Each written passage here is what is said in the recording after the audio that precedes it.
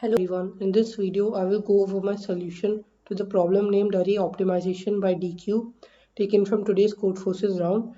This problem is very similar to problem E1. The only difference is that we need to also know coordinate compression and the binary index tree or the Fenwick tree data structure, but the greedy idea remains almost the same. So if you recall in the previous problem, the greedy idea was just to add the current element to the beginning only if it's the smallest element, otherwise we add it to the end. The reason why this works is because, or basically the gist of the greedy strategy is that we always try to minimize the permutation, minimize the cost from the current element by greedily choosing which option, the beginning or the end, is better. And if the beginning will be better only if the permutation is lexicographically smaller in that case, and that happens only if it's the minimum element. In this problem we are basically asked almost the same thing, but only thing is that we need to minimize the number of inversions in the resulting permutation, and it's not a permutation, it's just a sequence of n elements, so it can be any sequence of n elements and it need not be a permutation. And instead of finding the lexicographically minimum sequence, we need to find the minimum number of inversions in the sequence, and the general idea will remain the same. So we are always going to add the current element to the beginning only if it is more optimal than in the end. So basically our strategy will change. So the greedy strategy for this problem will be something like add the current element to the beginning only if it gives lesser number of inversions than adding the current element to the end. So basically we are always greedily choosing which side to add the current element. We're going to add the current element to the beginning if it's obviously going to be a lesser number of inversions, and we are going to add it to the end if it gives more number of inversions. So for example, let's say that we are given the array 3, 7, 5, 5. Then let's try to apply this greedy strategy. So the greedy idea will be we add 3 to the beginning obviously. Then we add 7 to the end because that gives us lesser number of inversions. Then adding 5 to the end will be more optimal because that gives us only one inversion more than before, because like only 7 will be the inversion. However, if we added 5 to the beginning, then that would give us, like that would also give us only one inversion, but it doesn't really matter if we add it to the beginning or the end. When we add the next 5, it's obviously going to be better to add it to the beginning. The reason being, if we add it, or actually in both cases, we are going to get one more inversions, because like if you add it to the beginning or to the end, so in both the cases you can verify that the number of inversions is actually 2, and basically in this way we realize that the answer is 2. And if you consider the sequence 3 2 1, then in this case it's going to be optimal to add 3 and then add 2 before 3, because that gives us lesser number of inversions than if we add 2 after 3. And then similarly we add 1 to the beginning because that gives us lesser number of inversions than if we add 1 to the end. And you can verify that in the remaining 3 examples, if you use the same greedy strategy of adding the current element to the beginning if it gives lesser number of inversions than adding the current element to the end, we always will arrive at the optimal strategy. I don't have a formal proof for this, but you can check the written editorial for the same. And basically, now let's move on to the implementation of this idea. So now that we have figured out the greedy idea, the implementation is going to be involving binary index tree data structure, which will help us to query and find the number of inversions. So we use binary index tree only to find the number of inversions, and as an additional complication, since the n integers are not a permutation, we need to use coordinate compression.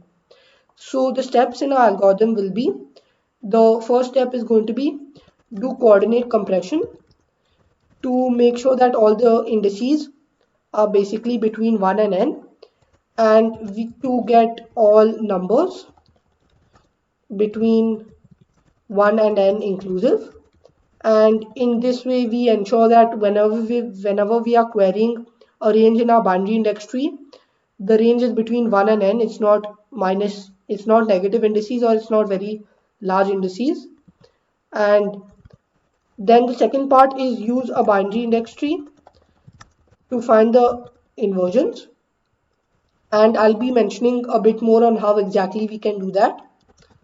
So we are going to use a binary index tree to find the extra number of inversions in the two cases. So in the first case, when we add, so case one, recall that case one was when we add the element to the beginning. So if we add the current element, so let's say that the current element is AI. If we add it to the beginning of the already DQ, then realize that the number of inversions will increase. So the number of inversions, or basically the cost, will increase by, so the delta cost will basically be the number of elements in this range. So over here, so basically in the range, like in the whole array, in the whole DQ, so let's say the range is 1 to n. So in this whole range, which have a value strictly greater than AI, because if the value is greater than AI, so if the value is AI plus 1, for instance, AI plus 1, then we know that so the cost in the first case will basically be the number of elements in the whole DQ. So it's not the range 1 to n, it's basically the whole DQ. So number of elements in the DQ which have a value less than AI. The reason being, when we add AI to the beginning, if there is some particular element which is less than AI, so let's say it's AI minus 1, for example, or AI minus 2, or AI minus 3, or in general AI minus x, then since AI is greater than AI minus x, this is going to contribute 1 to the inversion, and the cost will increase by 1. And basically we need to find the number of such elements which have a value less than AI, because that's going to be the increase in the cost. And to do that, we are going to use a clever trick which is used in a lot of binary index tree or inversion related problems. And that trick is to basically utilize the fact that all the elements are between 1 and n. And to utilize that fact, we are actually going to store a frequency array. So our binary index tree of I stores which have a value between 1 and I, which have a value belonging to 1 comma I, or basically which have a value less than or equal to I. That's going to be our binary index tree of I, or basically like the value given by binary index tree of I. So this is not binary index tree of I, but this is basically what the binary index tree is built on. So if we do like a query on I, so basically query of I gives us, or basically it returns, number of elements which have a value less than or equal to I, and then basically the cost. So the cost will just be, so therefore the cost in the first case will just be a query of AI minus 1, because that will give us the number of elements in the whole thing, in the whole DQ, which have the value less than or equal to I. That's going to be the cost in case 1. For case 2, notice that the cost is going to be, so in case 2 the cost is going to be the cost when we add AI to the end of the DQ. So to handle that case, let's say that the DQ is something and we add AI to the end, then we need to count the number of elements which have a value greater than AI. The reason why we need to find the number of elements which have a value greater than AI is because if the element is AI plus X, for example, and if that is greater than AI, then we know that that comes before AI, and that's why it's going to increase the number of inversions by 1. That's why we need to find the number of such elements. And to do that, we basically need to do a query on the range AI plus 1 to n, because the query, remember that the query of a range will give us the number of elements in that range. So basically we can so query of L comma R is going to be query of R minus query of L minus 1, and query of R basically is going to give us the number of elements which have a value less than or equal to r. Query of L minus 1 will give us the number of elements which have a value less than or equal to L minus 1. And when we do the first minus the second, you can easily verify that this is going to basically return the number of elements which have a value between L and R.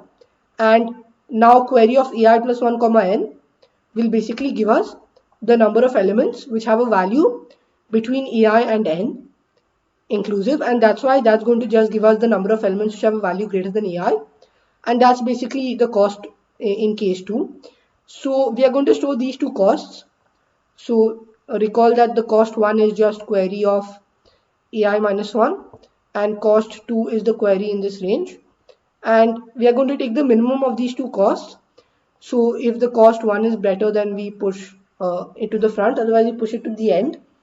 And obviously the update, so the update in our binary index tree will be updating AI by 1, because we know that we are basically increasing the frequency of the elements which have a value greater than or equal to AI.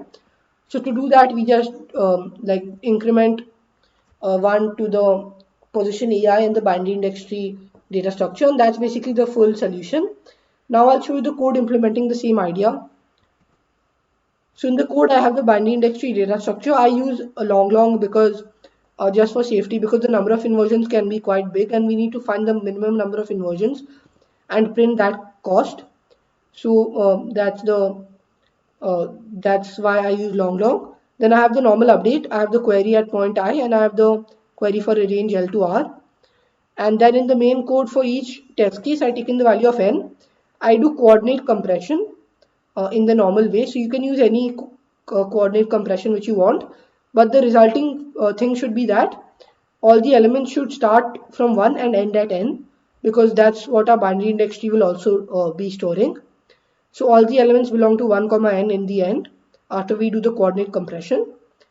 And now we basically use the binary index tree data structure to efficiently find the number of inversions.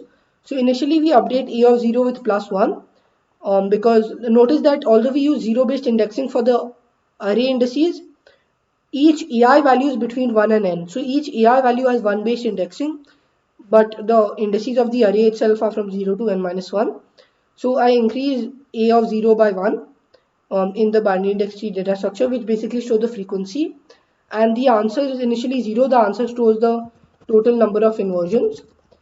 Then for each index going from 1 to n, there are two options. So case 1 will basically be the cost for pushing AI to the back, or basically the cost. So it should actually be the cost for pushing AI to the beginning, and option 2 is basically the cost for pushing AI to the back, because notice that when we push AI to the beginning, the inversions are going to basically be for the elements in the back. So like the element should be less than AI. That's why the first option is the cost for pushing AI to the beginning. The second option is for pushing AI to the back. And then basically if the first, we increase the answer by the minimum of the two operations. And as a commented code, notice that when option 1 is less than option 2, we basically push AI to the back, AI to the beginning, and so we push it to the front. And if option 2 is better, we push it to the back. And then we update the binary index tree data structure, which basically shows the frequency. We increase the frequency at AI by plus 1, and in the end we print the answer, which shows a minimum number of inversions. And basically this is how we implement the greedy strategy. Now I'll just submit this code to see that it gets accepted. So as you could see, my code got accepted. I hope you like this problem and my solution for this problem. If you had any doubts, do leave them in the comments down below. And if you like this video, don't forget to give it a thumbs up. Thank you.